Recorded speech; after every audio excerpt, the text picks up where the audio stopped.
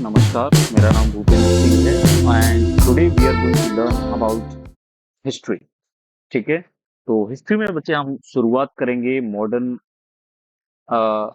हिस history को भी पढ़ेंगे, लेकिन इससे पहले हम देखेंगे कि किस तरीके से इसको शेप मिली मिडीवल हिस्ट्री में।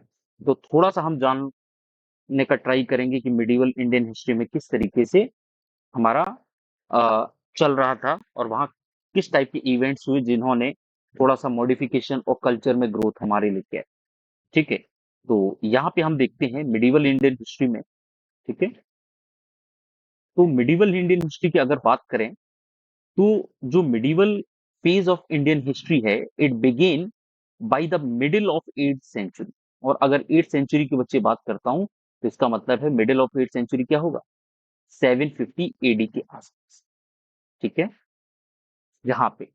तो ये वो दौर था जहाँ पे जो इस्लामिक फेथ के जो प्रिंसिपल्स थे, वो इंडियन टेरिटरी में धीरे-धीरे करके इंट्रोड्यूस हो रहे थे अभी।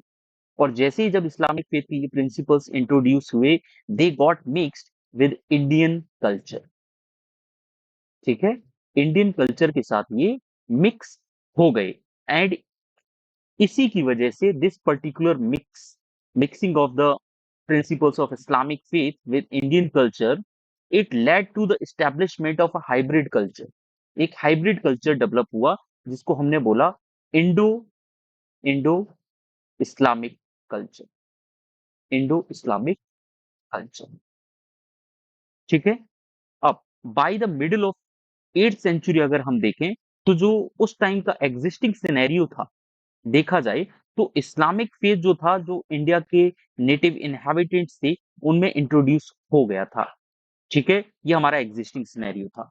अब अगर यहाँ से थोड़ा-सा पीछे जाते हैं, ठीक है? थोड़ा-सा पीछे इसका एंशिएंट फेज कवर कर देंगे, तो इंडियन हिस्ट्री में जो सबसे पावरफुल राजा था वो हर्षवर्धन था, ठीक है? नॉर्थ इंडिया में and he was around in the beginning of 7th century AD.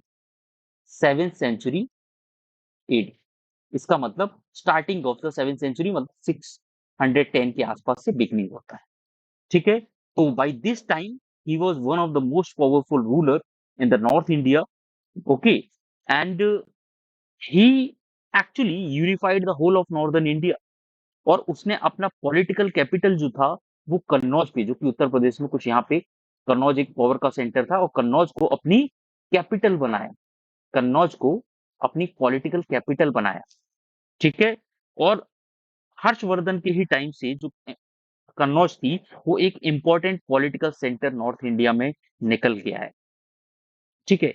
अब हुआ क्या कि by the middle of this 7th century AD, 650 या 660 के आसपास तक हर्षवर्धन जो थे वो मर गए। ठीक है? He died and because of this his empire, जो उन्होंने पूरा का पूरा एम्पायर अपना साम्राज्य बनाया, it got divided into smaller kingdoms. उनका पूरा का पूरा किंगडम क्या हो गया? बट गया और छोटे-छोटे राज्यों में बट। ठीक है? It got divided into smaller kingdoms. और इसकी वजह से एक पॉलिटिकल केओस और एनार्की का दौर चला नॉर्थ इंडिया में, और करीब-करीब ये 100 साल तक क्या है पॉलिटिकल केओस रहा। 650 से लेके 750 एडी तक यहाँ पे एक पॉलिटिकल केओस बना रहा। ठीक है ना? एनार्की थी। ठीक है? By the middle of 8th century 750 के, जो मिडल ऑफ 8th सेंचुरी कितना हो गया? 8th सेंचुरी 750 एडी, यहाँ पे 3 नई डायनेस्टीज जो थी धीरे-धीरे करके उभर के सामने आई। ठीक है? और अलग-अलग प्रांतों में निकल के आई, अलग-अलग रीजन्स ऑफ इंडिया में निकल के आई, और इनकी वजह से after 100 years around 750 AD there came a political stability. और इसकी वजह से यहाँ पे एक पॉलिटिकल स्टेबिलिटी निकल के आई। ठीक है? After almost 100 years. ठीक है? जब हर्षवर्धन की मृत्यु के बाद। अब यहाँ पे जो 3 डायनेस्टीज निकल के आई, इनके बीच में एक संघर्ष जारी रहा बहुत लंबे समय तक कन्नौज के ऊपर अपना अधिकार जमाने का, कि कौन, क्योंकि वो एक पॉलिटिकल पॉइंट था, उस टाइम का पॉलिटिकल पॉइंट था, और उस पे हर इंसान अपना कब्जा जमाना चाहता था। तो इनके बीच में, तीनों ही डायनेस्टीज के बीच में एक क्या है, स्ट्रगल कंटिन्यूअस फॉर्म में रहा, और इस स्ट्रगल को इतिहास में ट्रिपार्टाइट स्ट्रगल का नाम दिया। ठीक है, क्या नाम दिया गया है? ट्रिपार्टाइट ट्रिपार्टाइट स्ट्रगल। अब देखिए, अब इस ट्रिपार्टाइट जो स्ट्रगल थी, ठीक है ना, यहाँ पे 3 डायनेस्टीज निकल के आई। एक हमारे पूर्वी क्षेत्र में ईस्ट पॉइंट जो कि बंगाल और बिहार था, वहां पे हमारे पालाज निकल के आए, पालाज की डायनेस्टी थी। वहीं पे वेस्टर्न एरिया में गुजरात के एरिया में प्रतिहाराज निकल के आए, प्रतिहाराज निकल के आए। और साउदर्न पॉइंट से डेक्कन एरिया से हमारे राष्ट्रकूटास राष्ट्रकूटास निकल के। अब इन तीनों ही डायनेस्टी के बीच में ये जो स्ट्रगल चला, ठीक है, ये कंटिन्यूस स्ट्रगल था to master over the region of Kannauj. Okay, and eventually इनके बीच में स्ट्रगल चलता रहा, but even they exhausted their own energy. ठीक है, और 10वीं शताब्दी आती आते तक जो इनका युद्ध 750 एडी से स्टार्ट हुआ था कन्नौज के चक्कर में, वो 10वीं शताब्दी तक आते आते इनका एनर्जी सब कट डाउन हो गया और फिर से एक पॉलिटिकल वैक्यूम क्रिएट हो गया, क्योंकि सारी की सारी डायनेस्टीज क्या हैं, एग्जॉस्ट हो गई। और एक फिर से एक पॉलिटिकल वैक्यूम क्रिएट हो गया अराउंड 10th सेंचुरी। ठीक है, और पॉलिटिकल वैक्यूम नॉर्थ इंडिया में इन्होंने क्रिएट। अब हम देखते हैं ये जो पालाज हैं, राष्ट्रकूटाज हैं, प्रतिहाराज हैं, इनके अंदर कौन से ऐसे राजा थे जो थोड़े से, जिनका विजन अच्छा था, जो मिलिट्री तौर पे उनके तरीके बहुत अच्छे थे। तो सबसे पहले हम देखते हैं, हम डायनेस्टी उठाते हैं, पाला डायनेस्टी। ठीक है, देख, पाला डायनेस्टी। अब बच्चे, पाला डायनेस्टी जो है, ठीक है, it was established bye a local rule. एक लोकल रूलर थे अराउंड 750 से 770 एडी के आसपास, जिनका नाम था गोपाल। ठीक है, एंड गोपाल जो थे, इनके एक पुत्र थे जिनका नाम था धर्मपाल। क्या नाम था इनका? धर्मपाल। अब धर्मपाल जो थे, ठीक है, he was also the successor of Gopal and son also. And Dharmapal ने एक काम किया, उन्होंने क्या किया, क्योंकि ईस्टर्न इलाके में बहुत बड़े अमाउंट में एलिफेंट्स मिलते, क्या मिलते हैं? एलिफेंट्स। तो उन्होंने लार्ज नंबर ऑफ एलिफेंट्स को अपनी आर्मी में रिक्रूट किया, और जिनकी मदद से उस समय के जो कंटेम्परेरी रूलर थे प्रतिहारास के और राष्ट्रकूटास के, उनको उनसे जीतने में उन्होंने मदद पाई एलिफेंट्स के द्वारा। And this particular, okay, move of his facilitated him to hold Kannauj for a considerable period of time। और उन्होंने अपना अधिकार कन्नौज पे एक बहुत लंबे समय तक बना के रखा। ठीक है, अब जो धर्मपाल थे, इन्होंने बहुत सारे एरियाज में काम किया। ठीक है, कल्चर, अपना जो कल्चर की ग्रोथ थी उसके लिए भी काम किया, डेवलपमेंट के लिए भी बहुत सारे काम किए। और जो पाला रूलर थे, वो सभी बुद्धिस्ट रिलीजन को सपोर्ट करते। कौन से धर्म को? बुद्धिस्ट रिलीजन को। ठीक है, और धर्मपाल जी ने इस धर्म के जो फेथ जो है, इसको बढ़ावा देने के लिए, इसका प्रचार प्रसार करने के लिए बहुत सारे कदम उठाए, जिसमें से एक था उस समय नालंदा यूनिवर्सिटी। कौन सी यूनिवर्सिटी? नालंदा यूनिवर्सिटी, जो कि आपकी बिहार में ही है। ठीक है, उन्होंने 200 गांव का, 200 गांव से जो ग्रांट मिलेगा वो प्रोवाइड किया था सिर्फ मेंटेनेंस ऑफ नालंदा यूनिवर्सिटी के लिए। ठीक है, and it was a centre for higher learning for Buddhist monks. यहाँ पे बहुत सारे बुद्धिस्ट मॉन्क्स हायर लर्निंग के लिए आते थे, और सिर्फ यही नहीं, बाहर के देशों से भी, ठीक है, बहुत सारे लोग नालंदा यूनिवर्सिटी को विजिट करते थे।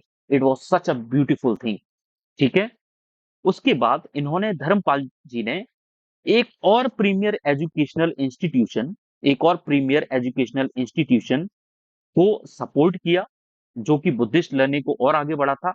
और वो दूसरी एक यूनिवर्सिटी का इन्होंने स्थापना की, जिसका नाम था विक्रमशिला, विक्रमशिला यूनिवर्सिटी। ठीक है, विक्रमशिला यूनिवर्सिटी का भी इन्होंने स्थापना की। अब इसी के साथ अगर मैं हम लोग देखें, तो ये तो यहाँ पे पालाज इस तरीके से काम कर रहे थे। साइमल्टेनियसली जो दूसरी हमारी डायनेस्टी थी, वो थी प्रतिहारास। ठीक है, प्रतिहारास। प्रतिहारास डायनेस्टी में क्या हो रहा था बच्चे? It was established by a ruler known as Nagabhatta. Naga Bhatta, ठीक है। अब नाग भट्ट जी जो थे वो वेस्टर्न इंडिया में उनका पावरफुल रूलर थे काफी। और इनके किंगडम में, इस पर्टिकुलर डायनेस्टी में जो सबसे ज्यादा पावरफुल रूलर हुआ है उनका नाम था मिहिर भोज। क्या नाम था? मिहिर भोज, ठीक है। अब ये जो रूलर थे इन्होंने क्या काम किया? इन्होंने काम किया कि जितने भी सेंट्रल और वेस्ट एशियन रीजन्स थे, वेस्ट एशिया में और सेंट्रल एशिया में जितने रीजन थे इन एरियाज में, यहाँ पे घोड़े पाए जाते थे, ठीक है, और बढ़िया क्वालिटीज के घोड़े होते थे। तो मिहिर भोज जी ने क्या किया? ही थॉट, क्योंकि ये घोड़ों की मदद से क्या है, वॉर में अगर जाएंगे तो mobility and swiftness can easily be provided to the army. And because of this he, okay, recruited a large number of horses. He imported a large number of horses from central and west Asian region, ठीक है। और जब उन्होंने बहुत सारे घोड़े अपनी army में रिक्रूट करके रखे, तो इसकी वजह से उन्होंने भी कन्नौज पे, क्योंकि उनकी भी आर्मी अब स्ट्रांग हो गई, तो उन्होंने भी कन्नौज पे एक बहुत समय तक अपना अधिकार जमा के रखा। For a significant period of time he also has control over Kannauj, ठीक है। एंड मिहिर भोज जो थे, he also work towards growth and development of his culture, growth and development, ठीक है। इन्होंने भी किया अपने कल्चर का। अब ये जो प्रतिहारा रूलर्स थे सारे, मतलब मोस्टली जो थे प्रतिहारा रूलर, ब्राह्मणिकल रिलीजन के फॉलोअर्स, ब्राह्मणिकल, ठीक है, रिलीजन के फॉलोअर। अब इनमें जो मिहिर भोज जी थे वो खुद लॉर्ड विष्णु जी के भक्त थे, लॉर्ड विष्णु जी के भक्त थे। अब लॉर्ड विष्णु जी के आपको पता है 10 अवतार हैं, प्रभु श्री विष्णु जी के 10 अवतार हैं। और इसके बाद जो मिहिर भोज जी ने बोला, उन्होंने बोला कि मैं खुद भगवान विष्णु का 11वां अवतार हूं, मैं अगला अवतार हूं, ठीक है। ही declared himself the incarnation of Lord Vishnu. और उन्होंने खुद को इस अवतार का एम्फोसाइज करने के लिए, लोगों को डिक्लेरेशन देने के लिए उन्होंने एक टाइटल अडॉप्ट किया, और वो टाइटल था आदि वराह। आदि वराह, ठीक है। ये टाइटल उन्होंने खुद से दिया, ठीक है। अब इसी टाइम पे एक और हमारे पास डायनेस्टी है जो कि डेक्कन एरिया में चल रही है, and that dynasties name is Rashtrakutas, ठीक है। राष्ट्रकूटास में इस समय पे जो, एक सेकंड, राष्ट्रकूटास, ठीक है। अब राष्ट्रकूटास, ठीक है, ये जो डायनेस्टी थी, इनके एक लोकल रीजन थे जिनका नाम था, लोकल लोकल सॉरी रूलर थे जिनका नाम था दंती दुर्ग, दंती दुर्ग। और इन्होंने इस डायनेस्टी को एस्टेब्लिश किया। और इस डायनेस्टी का सबसे पावरफुल जो रूलर था उनका नाम था अमोघ वर्ष, अमोघ वर्ष, ठीक है। ये सबसे ज्यादा पावरफुल रूलर थे इस डायनेस्टी के। और इन्होंने क्या किया? अब घोड़े हाथी तो इनके पास थे नहीं, तो इन्होंने अपनी आर्मी को इतना बढ़ाया बनाया, जो लार्जेस्ट स्टैंडिंग आर्मी उस समय की थी। अपनी जो आर्मी लोगों द्वारा बनाई गई थी, लार्जेस्ट स्टैंडिंग आर्मी इन्होंने क्रिएट की, और उसकी मदद से अपने कंटेम्पररी जो रूलर्स थे उनको हरा के कन्नौज पे इन्होंने भी कुछ समय तक, for a significant period of time, इन्होंने भी उस पर अपना अधिकार जमा के रखा।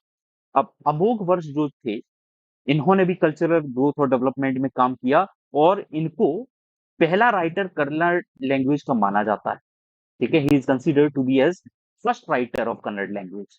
और इन्होंने एक पहली किताब भी लिखी है कन्नड़ लैंग्वेज में, उस किताब का नाम है बच्चे कवि राजमार्ग, कवि राजमार्ग, ठीक है।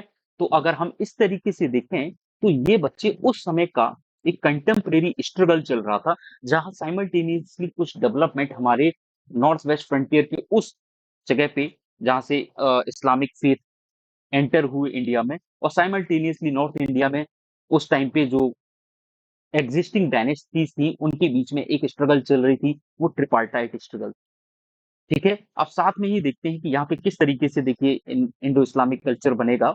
तो ट्रिपार्टाइट स्ट्रगल के साइमल्टेनियसली हमने देखा कि जो इस्लाम कल्चर था ये फॉर्मली एग्जिस्टेंस में आया था बच्चे 622 एडी में। कब आया? 622 एडी में। ठीक है, जब एक स्पिरिचुअल लीडर थे, इस्लामिक फेथ थे, जिनका नाम था प्रॉफिट मोहम्मद। प्रॉफिट मोहम्मद, ठीक है। And he migrated from Mecca to Medina, और इन्होंने ट्रेवल किया था मक्का से मदीना तक। ठीक है, this religion of Islam was wholeheartedly accepted by the people of Iran in West Asia. और जब ईरान के पास ये चीज, ये रिलीजन आया, तो उन्होंने अपने तहे दिल से इसको एक्सेप्ट किया। ईरानियंस उस टाइम पे, जो ईरान के लोग थे, Iranians had abundant amount of wealth. उनके पास पैसों, मतलब इतना संपत्ति थी जितना वो लोग, उनकी जरूरत से ज्यादा। ठीक है, बहुत अमाउंट में उनके पास क्या था, वेल्थ थी। और इस रिलीजन को उन्होंने एक ऑर्गेनाइज्ड और इफेक्टिव सिस्टम बनाया। ठीक है, ये जो रिलीजन के प्रिंसिपल्स थे उसको उन्होंने एक इफेक्टिव और ऑर्गेनाइज सिस्टम के तौर पे बाहर निकाला। और ईरानियंस जो थे, लेकिन they were hard pressed to defend their religion. ठीक है, अब इनको कहीं ना कहीं जो तुर्किश ट्राइब्समैन होते थे सेंट्रल एशिया के, उनसे उनको डर था। तो अपने रिलीजन को और अपने पैसों को बचाने के लिए they had to defend themselves. तो उन्होंने क्या किया, खुद को बचाने के लिए उन्होंने एक डायनेस्टी का वहां पे इस्टेब्लिशमेंट किया, और उस डायनेस्टी का नाम था सैमिनिड, सैमिनिड डायनेस्टी। ठीक है, और ये खुद को तुर्किश ट्राइब्समैन से बचाने के लिए उन्होंने इस डायनेस्टी को इस्टेब्लिश किया। ठीक है, अब जब ये डायनेस्टी स्टेब्लिश हुई, ठीक है, और दिस डायनेस्टी जो कि एक्चुअली में, ठीक है, स्टेब्लिश हुई वो 10th सेंचुरी में। ठीक है, in the middle of 10th century it began to be, I think, led by a powerful warrior. उस टाइम पे उस रूलर का नाम था अलप्तगिन, अलप्तगिन। ठीक है, इनका नाम था अलप्तगिन। और ये जो रूलर थे, इनको दो काम दिए गए थे। इनको दो काम क्या दिए गए, देखो आपको हमारी भी रक्षा करनी है, ठीक है, 10th सेंचुरी के आसपास में, कि एक तो आप हमें भी बचाओ, जो भी ट्राइब्स हैं जो हम पे अटैक करेंगे, what you have to do, you have to defend our resources, defend us, and defend Islam as well. ठीक है, इस्लाम को भी आप डिफेंड करेंगे, and you will also defend our resources, जो हमारी संपत्तियां हैं उनको भी आप डिफेंड करोगे, Central Asian tribes, Turkish tribes, इन सभी से। अब अलप्तगिन जो थे वो 999 एडी में, ठीक है, उनकी मृत्यु हो गई। और जैसे ही उनकी मृत्यु हुई, तो देयर आफ्टर ईरानियंस जो थे उन्होंने फिर से एक नया पावरफुल वॉरियर जो था उसकी खोज शुरू कर दी। और ईरान का एक छोटा प्रिंस था, ठीक है, जो गजनी प्रोविंस था, नॉर्थ अफगानिस्तान, सॉरी, ईरान का नहीं, नॉर्थ अफगानिस्तान का एक गजनी प्रोविंस था। ठीक है, उस गजनी प्रोविंस में से उन्होंने एक इंसान को चूज किया जिसका नाम था महमूद। ठीक है, उसका नाम क्या किया, महमूद। अब ये जो महमूद इंसान थे, ठीक है, इनका नाम महमूद था, और इनको पूरा का पूरा चार्ज सेमिनिड डायनेस्टी का दे दिया गया। ठीक है, अब महमूद गजनी जो थे, एक समय के बाद इनको टाइटल मिल गया गाजी का। महमूद को टाइटल किसका मिल गया, गाजी का। ठीक है, ईरानियंस ने उनको टाइटल दे दिया, और इस टाइटल ने इंडिकेट किया, ये बेसिकली टाइटल जो इंडिकेट कर रहा था, this indicated the dual role of defending Islam as well as the resources of Iran from the Central Asian invaders. ये ट्राइब, ये इसलिए उनको नाम दिया गया। ठीक है, अब महमूद गजनी जो थे, he started an era of cultural renaissance. Cultural renaissance कैसे, देखिए,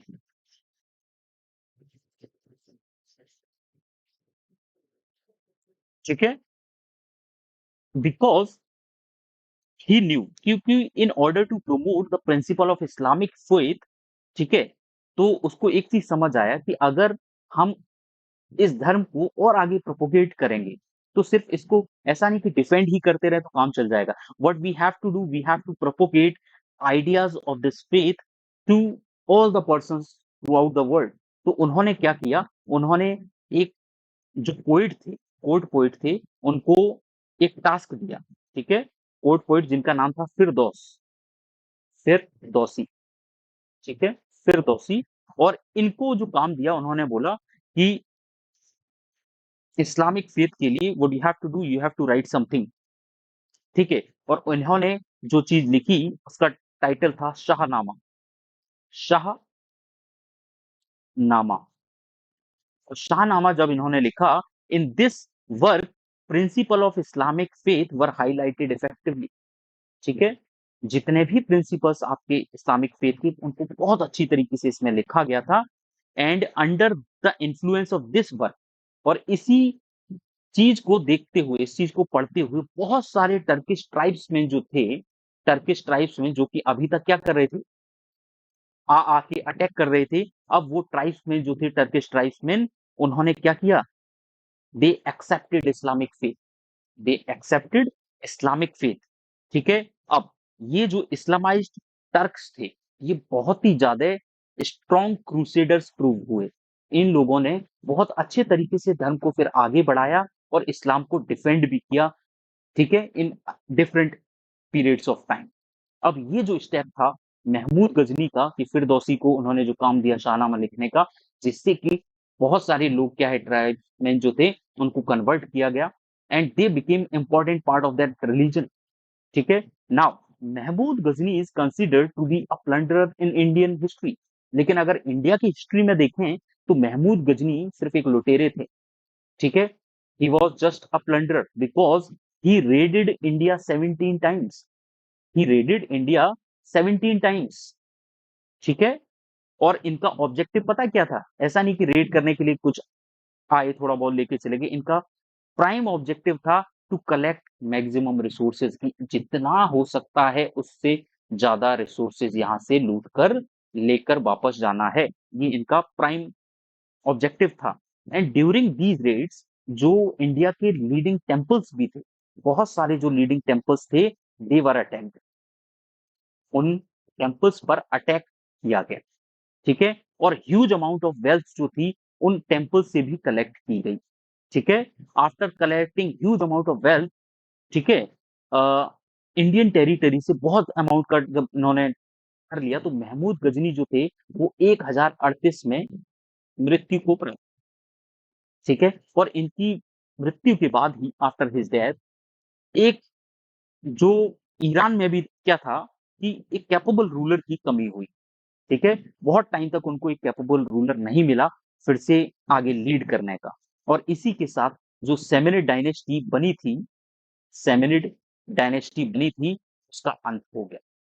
ठीक है, क्योंकि महमूद गजनी की मृत्यु हो गई और उन्होंने 17 बार रेड भी मारा, लेकिन बहुत कुछ कल्चरल डेवलपमेंट भी किए, लेकिन इसके बाद कोई भी एक वॉरियर ना मिलने से जो कि सेमेनिड डायनेस्टी को आगे ले जा सके, ये सेमेनिड डायनेस्टी यहाँ पे खत्म हो जाए। ठीक है, अब ईरान में ये जो डायनेस्टी थी, इसको रिप्लेस करने के लिए एक और डायनेस्टी आई आगे।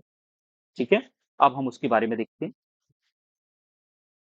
इसको आगे बढ़ाने के लिए एक और डायनेस्टी निकल के आती है, और उस डायनेस्टी का नाम था Seljuk. Seljuk dynasty. Seljuk dynasty.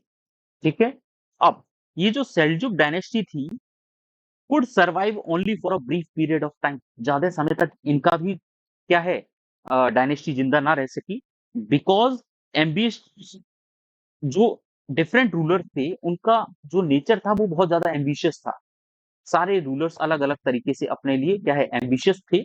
ठीक है, और ये जो डायनेस्टी थी, ये दो भागों में बट गई। इसके दो भाग हो गए। ठीक है, मेन ब्रांच जो थी वो ईरान में ही स्टेब्लिश हो गई, और उसको ख्वारिज्मी बोला गया। उसको ख्वारिज्मी बोला। ठीक है, ख्वारिज्मी। और जो दूसरी ब्रांच थी इसकी, जो कि घुर, एक छोटा सा एरिया है अफगानिस्तान में, नॉर्थ अफगानिस्तान में, घुर एरिया में इसका सेकंड जो सब्सिडरी ब्रांच थी, वो वहां पे स्टेब्लिश हुई, और वो बाद में घुरीद डायनेस्टी के नाम से जानी। घुरीद डायनेस्टी के नाम से जानी। तो सेल्जुक डायनेस्टी जो थी वो दो ब्रांचेस में टूट जाती है। एक जो ओरिजिनल ईरानियंस थे हमारे, उनके पास रह गया, वो ख्वारिज्मी था। ठीक है, और जो दूसरा पार्ट था वो घुरीद डायनेस्टी का था। अब दोनों ही डायनेस्टीज के जो रूलर थे बड़ा एम्बिशियस टाइप के थे। ठीक है, and they decided to establish their control over the region of Oxiana.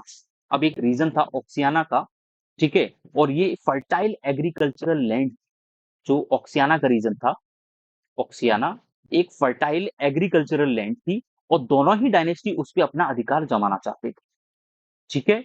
And in this conflict Ghurid जो रूलर्स थे उनको हार मिली, ख्वारिज्मी ने घुरीद रूलर्स जितने थे उनको हरा दिया, ठीक है। अब जैसे ही these Ghurid rulers were thoroughly defeated, ठीक है, सेंट्रल एशियन उनका जो एक एम्बिशन था वो खत्म होना चालू हो गया, क्योंकि ऑक्सियाना रीजन सेंट्रल एशिया में था, और उनका जो सेंट्रल एशिया का जो एम्बिशन था कि हम वहां पे अपना अधिकार जमाएंगे, वो खत्म हो गया, ठीक है। अब क्योंकि अब ये सेंट्रल एशिया में जा नहीं सकते, ख्वारिज्मी लोगों ने पूरा कंट्रोल जमा लिया।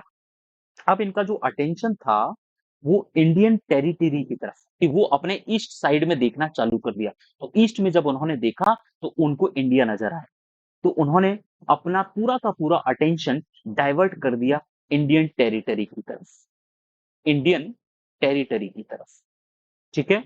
अब 12वीं शताब्दी के सेकंड हाफ के बाद अगर देखें, मतलब 1150 के बाद अगर देखते हैं, ठीक है, 1 सेकेंड, अगर 12वीं शताब्दी के सेकंड हाफ के बाद आप देखोगे तो एक घुरीद रूलर था जिनका नाम था मुइजुद्दीन,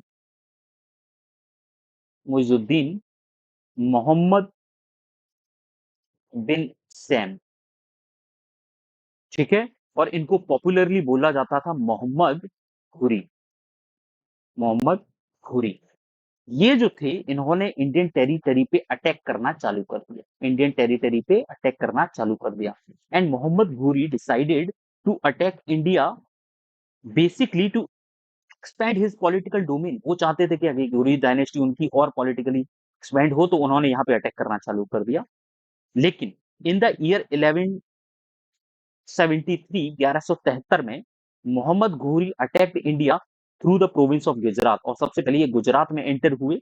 अब वहां पे जो एक लोकल रूलर थे जिनका नाम था भीमा सेकंड, भीमा सेकंड, और ये जो रूलर थे इन्होंने मोहम्मद घोरी को धूल चटा दी, ही डिफीटेड मोहम्मद घोरी, और उसकी वजह से मोहम्मद घोरी को क्या समझ आ गया, और वो वापस अपने रीजन में चलना चालू कर दिए। उन्होंने, उनको लग गया यहाँ से एंट्री पॉसिबल नहीं है और सेंट्रल एशिया वापस चले।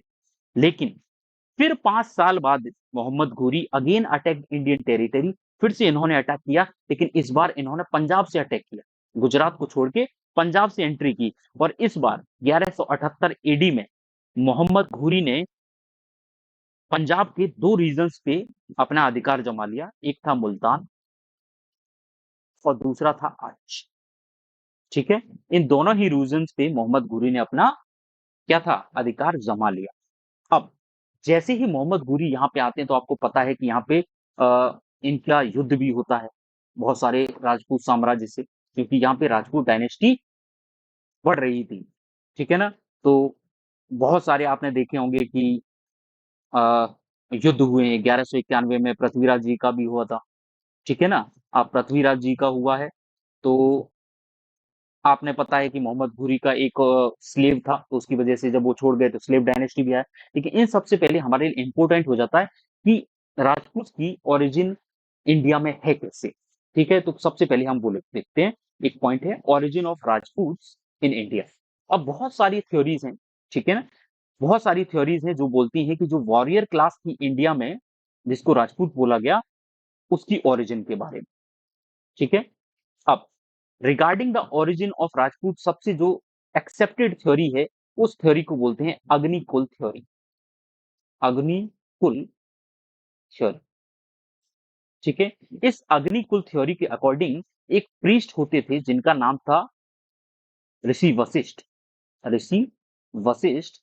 और ऋषि वशिष्ठ जो थे उन्होंने एक फायर पिट, ठीक है, माउंट आबू जो राजस्थान में है, उस माउंट आबू के ऊपर एक फायर पिट बनाया, ठीक है। अग्नि उसमें यज्ञ हो रहा था, और इस फायर पिट से 4 राजपूत की क्लासेस निकल के आती, ठीक है।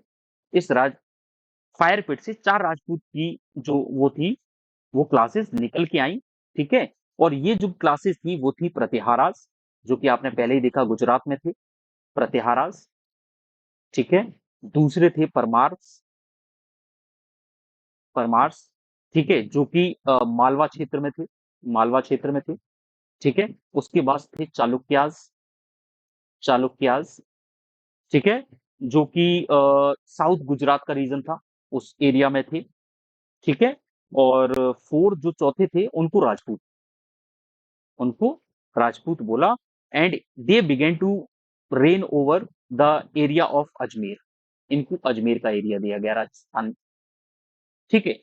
और इस अग्निकुल राजपूत क्लासेस के अलावा भी तीन राजपूत की क्लासेस और थी, जिनमें अ, सबसे पहले थे आपके गहदवालास, ठीक है, गहदवालास, ठीक है, जिन्होंने कम कन्नौज पे अपना अधिकार जमाया, ठीक है।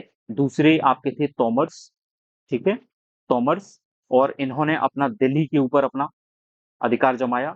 और हमारे थे तीसरे चंदेलास, ठीक है, चंदेलास, जो कि बुंदेलखंड एरिया जो था वहां पे उन्होंने अपना राज्य फैलाया, ठीक है। तो इन टोटेलिटी अगर देखें तो ओरिजिन में 7 क्लासेस ऑफ राजपूत वॉरियर्स, ठीक है, केम आउट। और अब जब ये 7 क्लासेस निकल के आते हैं तो ये सारी की सारी all the 7 Rajput classes, they were all interested in defending the Indian territory. जितने भी बाहर से सेंट्रल एशिया से जितने इन्वेडर्स इंडिया में घुसे थे, इन सारी की सारी क्लासेस का एक ही इंटरेस्ट था कि उनसे इंडिया को बचाना, ठीक है, उनसे इंडिया को क्या है, बचाना है। जितने इंट्रूडर्स यहाँ से घुसने की कोशिश कर रहे थे, तो these classes try to defend our boundary और our regions from these Central Asian invaders.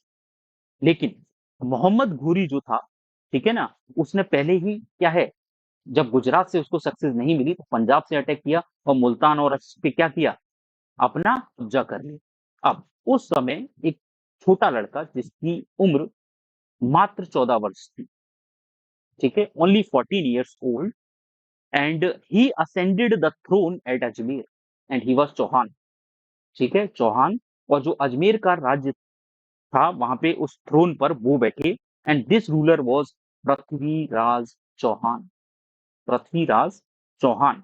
अब ये जो था, जितने की कोई दूसरा अगर एम्बिशियस होगा, he was a very ambitious ruler, and he also want to extend, कि अगर कोई इंडिया में घुसने की कोशिश कर रहा था तो इनका क्या था एम्बिशन, कि हम नॉर्थ वेस्ट रीजन जो होगा इससे भी आगे बढ़ेंगे, ये जो करंटली पाकिस्तान अफगानिस्तान का रीजन है, हम अपना वहां पे अधिकार जमाएंगे। तो इनका ये एम्बिशन था उस टाइम पे। और इस एम्बिशन की वजह से जो कॉन्फ्लिक्ट थी पृथ्वीराज चौहान में और मोहम्मद घोरी में, अब वो तो 100% होनी ही थी, ठीक है। तो ये इनएविटेबल बन गई। फाइनली ये जो स्ट्रगल थी वो हुई भी, ठीक है। अब कॉन्फ्लिक्ट जो थी जब स्टार्ट हुई तो राइवल क्लेम, एक जो ओरिजिनल रीजन था वो तबार हिंद का था, जो कि आज के टाइम पे अगर हम देखें तो भटिंडा बोलेंगे, उस टाइम पे उसको तबार हिंद बोला जाता था। तो भटिंडा का जो रीजन था, इसमें पहली बार इन पंजाब पहला बैटल लड़ा गया इन दोनों रूलर्स के बीच में 1191 एडी में, 1191 एडी में। और बैटल को लड़ा गया, बैटल एक तराइन का फील्ड था, तो वहां पे उस तराइन के फील्ड में जब लड़ा, इसको बोला गया battle of Tarain first, battle of Tarain first, ठीक है। अब ये तराइन का फील्ड दिल्ली के पास में ही, वहां पे अटैक हुआ, उनमें दोनों साइड की आर्मीज ने युद्ध लड़ा। और इस बैटल में जो पृथ्वीराज चौहान थे, वो बाकी जितनी राजपूत क्लासेस थी, कि पृथ्वीराज चौहान हमारे आगे थे और उनके पीछे सारी राजपूत क्लासेस ने उनको सपोर्ट की, और यहाँ पे पृथ्वीराज चौहान जो थे उनको जीत मिली, ठीक है। This support facilitated Prithviraj Chauhan to defeat Mohammad Ghori, okay. और सेंट्रल एशियन जो रूलर था, उसने अपनी जान जैसे तैसे बचाई मोहम्मद घोरी ने, और वापस से सेंट्रल एशिया भाग, वापस से सेंट्रल एशिया भाग गया, ठीक है। अब 1 साल के ही अंदर, ऐसा भी नहीं थोड़ा उसने समय लगाया, थोड़े ही समय के बाद वो फिर से 1192 एडी में आता है वापस, ठीक है। अब 1192 एडी में वो वापस से आता है, लेकिन इस बार जो दूसरा बैटल लड़ा गया, दूसरा बैटल भी क्या है, बैटल ऑफ तराइन में भी लड़ा। और इस बार जो मोहम्मद घुरी था, उसने अपनी प्लानिंग स्ट्रेटजी चेंज कर दी, और इस वॉर में जो राजपूत बाकी रूलर्स थे, उन्होंने पृथ्वीराज चौहान को सपोर्ट नहीं किया। And because of this what happened कि वो जो लीडर्स जब उन्होंने पार्टिसिपेट सपोर्ट नहीं किया, ठीक है, और पॉलिटिकल डिस्टरबेंसेस भी नॉर्थ वेस्टर्न रीजन में छाया हुआ था, ठीक है, इसकी वजह से कहीं ना कहीं उनको हार मिली, ठीक है। अब जब वो उनको यहाँ पे हार मिली, अब इसका बहुत सारे रीजन है। उसमें से एक रीजन ये है क्यों सपोर्ट नहीं किया, क्योंकि एक गहद वाला रूलर थे कन्नौज के, ठीक है, उनकी पुत्री का नाम था संयोगिता, और पृथ्वीराज चौहान जो थे उनके साथ, उनकी संयोगिता की मर्जी के साथ वो इलोप कर गए, भाग, ठीक है। और जब ये चीज उन लोगों ने सुनी तो उनके जो राजा थे, उनके जयचंद नाम था उनका, तो they all decided not to support Prithviraj Chauhan against Central Asian ruler in this particular fight, in this particular battle, and because of this he lost, ठीक है।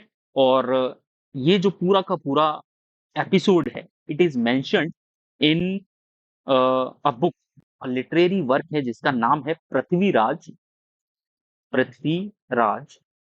रासो, ठीक है, पृथ्वीराज रासो।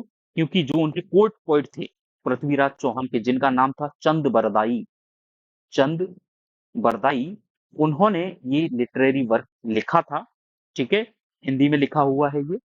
तो इसमें पूरा मेंशन्ड है किस तरीके से 1192 जो दूसरा हमारा अटैक हुआ, कैसे उनको यहाँ पे हार मिली।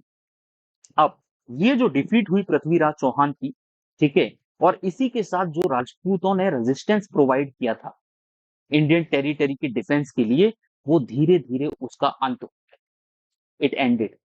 अब बहुत सारी जो, ठीक है, अ, मतलब अलग अलग जगह पे क्या है, जितने भी राजपूत क्लैंस थे उनको हराया गया, ठीक है। और मोहम्मद घुरी ने क्या है, जब सबको उसने एक तरीके से अपना अधिकार जब जमा लिया, जब वो फाइनली दिल्ली पहुंच गया, तो उसने अपना एक स्लेव, एक उसका स्लेव था जिसका नाम था कुतुबुद्दीन ऐबक, कुतुबुद्दीन ऐबक, उसको वहां पे छोड़ दिया और खुद वापस सेंट्रल एशिया चला गया, ठीक है। अब लेकिन अभी भी एक रूलर जो थे, ठीक है, एक रूलर थे जिनका नाम था जयचंद, और जब उन्होंने देखा कुतुबुद्दीन ऐबक यहाँ पे है, तो उसने क्या किया, फिर जयचंद ने कुतुबुद्दीन ऐबक के ऊपर क्या है, अटैक करना चालू कर दिया, ठीक है। अब जब ये दोबारा से अटैक हुआ तो कुतुबुद्दीन ऐबक ने क्या किया, उन्होंने अपने मालिक को दोबारा याद किया, वो गए भागते भागते और मोहम्मद घुरी को वापस दोबारा लेके आए कि देखिए ये परेशान कर रहा है, ठीक है, और अटैक हुआ हमारे ऊपर। तो जैसे ही ये हुआ, तो दोबारा से फिर एक युद्ध लड़ा गया, ठीक है। A battle was fought here, और ये क्या थे, क्या कहते हैं, ये बैटल हमारा हुआ है दिल्ली के पास चंदावर में, चंदावर। और ये बैटल लड़ा गया है आपका 1194 ईडी में, ठीक है, 1194 ईडी में, ठीक है। अब इस बैटल में जैचिन जो थे वो डिफीट उनको मिली, ठीक है, मोहम्मद घुरी आया और उनको हरा दिया, और इसी के साथ पूरा का पूरा जो राजपूत रेजिस्टेंस था, ठीक है, राजपूतों का जो संघर्ष था उसका अंत हुआ। और यहाँ पे जो फर्स्ट टाइम जो मुस्लिम लीडर्स थे, जो इन्वेडर्स थे, वो इंडिया में एंटर कर गए, फाइनली दिल्ली की गद्दी पे बैठे। अब 13वीं शताब्दी के बिगिनिंग में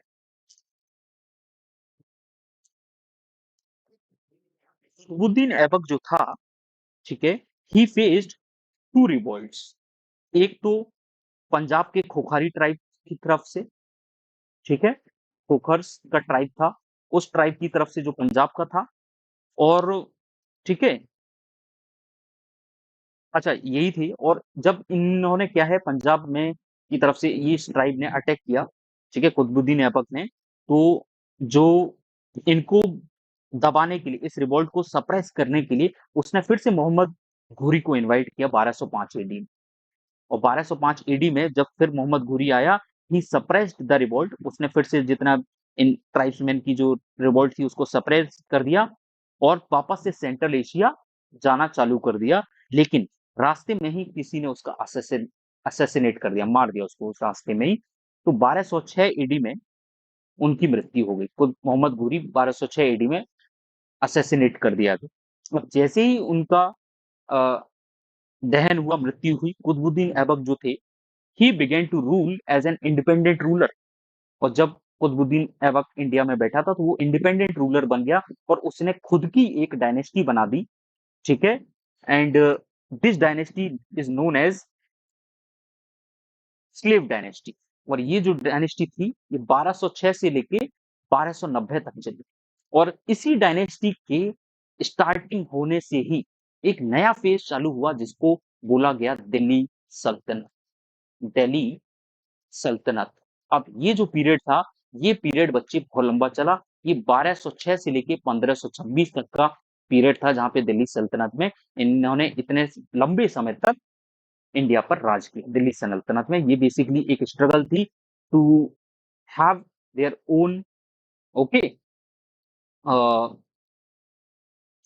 पर्टिकुलर कमांड ओवर दिल्ली।